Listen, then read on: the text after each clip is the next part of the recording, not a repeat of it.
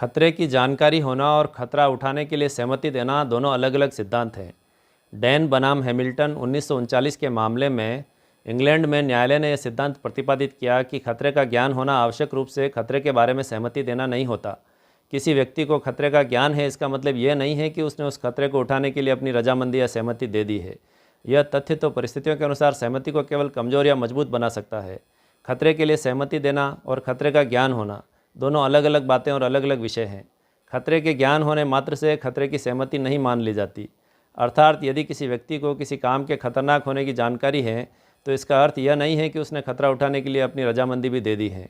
इस प्रकार स्मिथ बनाम बेकर के मामले में प्रार्थी एक पत्थर काटने वाले कारखाने में ऐसे स्थान पर काम करता था जिसके ऊपर क्रेन द्वारा पत्थर के भारी भारी टुकड़े लटकाए जाते थे।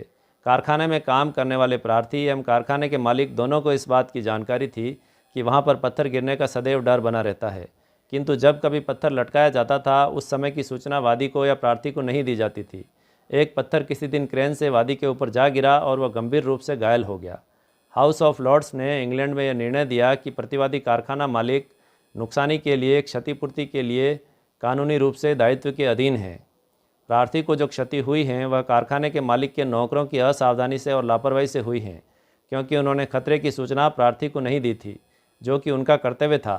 न्यायालय ने यह माना कि इस मामले में खतरे का ज्ञान होना खतरा उठाने की सहमति देने के बराबर नहीं है। प्रार्थी को खतरे का ज्ञान था, इससे यह निष्कर्ष नहीं निकाला जा सकता कि उसने स्वयं को चोटग्रस्त करने की सहमति दी थी। प्रिय दर्शकों, सिविल विधि में दायित्व निर्धारण एक बहुत ही बारीक और सूक्ष्म प्रक्रिया है। दायित्व का निर्धारण करने के लिए सिविल विधि एवं कानून का अच्छा ज्ञान होना आवश्यक है, जो कि सिविल विधि के वकीलों एवं कानून के विद्यार्थियों के लिए बहुत जरूरी होता है।